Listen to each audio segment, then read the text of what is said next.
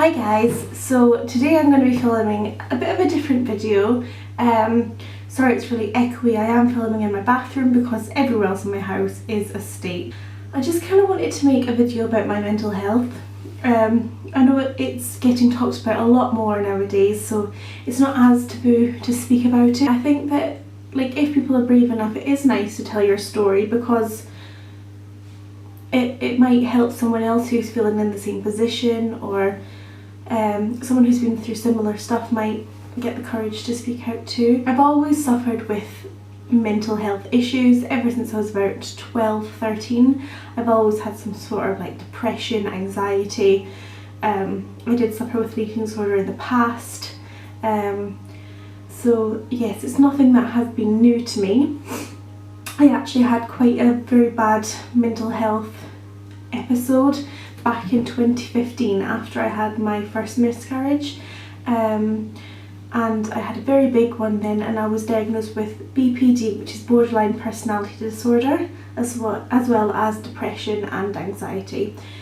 Now fast forward to 2018, this year has been one of the best years of my life, but it's also been one of the hardest times of my life with my mental health. I think it's been the worst that it has been ever. So yeah, there's that. I'm feeling a lot better now, but it is something that I have definitely struggled with, and I feel like some people might not, unless you're very close to me, you wouldn't realise it, because on my Instagram it's all happy days out and stuff like that, and I think people need to realise that what they see online isn't always the truth, because I've posted happy days out. I've never posted when I'm in bed, can't even get myself dressed, don't want to wash, don't want to brush my hair, don't want to physically leave my house, because that wouldn't make a good Instagram photo, would it? It started back in January. I was feeling very, very low. I don't know, there was nothing that triggered it, I just started to feel low. I got over that-ish. I went to the doctors to get new antidepressants because I hadn't taken them since end of 2015. I hadn't taken any antidepressants, so they put me back on what I was originally on. They didn't work, or they didn't kick in time, because antidepressants can take up to 8 to 16 weeks to fully kick in your system. By about February time, it's hard to talk about, but I did try and take my own life. Now, people who have never dealt with this kind of depression or mental illness probably would be like, why? You've got 2 beautiful kids, you've got a husband who adores you, you've got an okay house, you've got a family that cares, you've got friends, you've got a good job. Why? And the honest answer is I don't know, but at the time you don't think about anything else, and as selfish, I hate that word, as selfish as it seems, you just feel your own pain. And in my head, because it was so obviously incorrect because of my mental illness, I was thinking they'd all be better off without me because I was such a burden. My kids deserved a better mum than someone who was always just wanting to sleep, who didn't want to get dressed, who was snappy, and that's what I thought in my own head. I ended up in hospital for a few days. Obviously it didn't work, here I am. They promised help, I never got any extra help from that one, and then it was back in August of this year. I attempted it twice. Yeah, I was so low in my head. The only way I can describe it is all throughout that time I was still feeling very suicidal, but I didn't act upon it. And the only metaphor that I have read that has made so much sense is it's like you're swimming with full-on clothes, you're trying to keep up with everyone, but it just takes so much more effort than it should.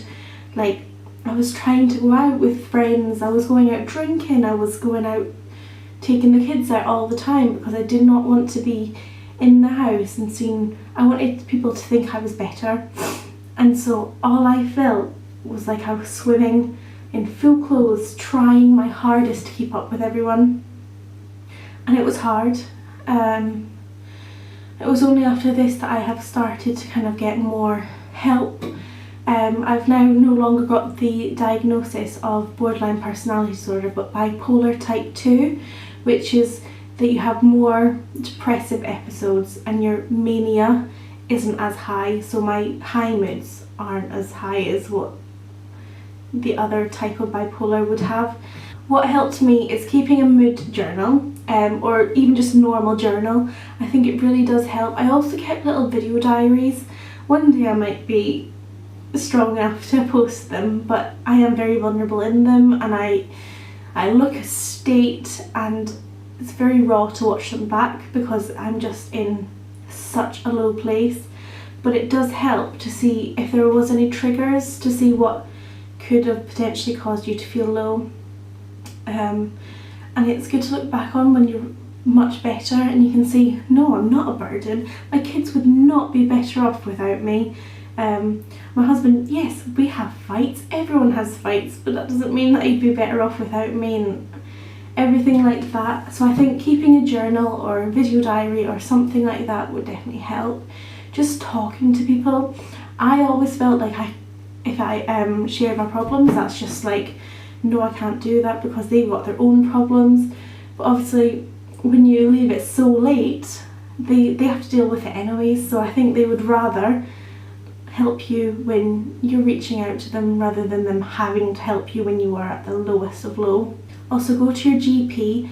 If the first one or first few times you don't feel like you're getting anywhere, keep repeating it, keep going back and keep demanding that you get help, because that's what I did wrong at first. I just thought, oh well, they said this, that's my help done with, I'm not getting any more help. So yeah, keep reaching out. I know that is such a cliche thing to say, but it does get better. The low mood that you could feel or the anxiety that you feel, it does get better in time, and you will learn coping mechanisms.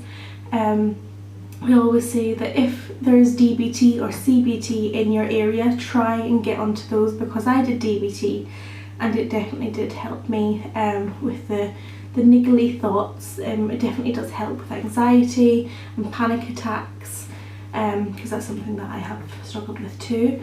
I'm now on a new medication, but obviously because of the new diagnosis there's a bit of mixing about with the medication.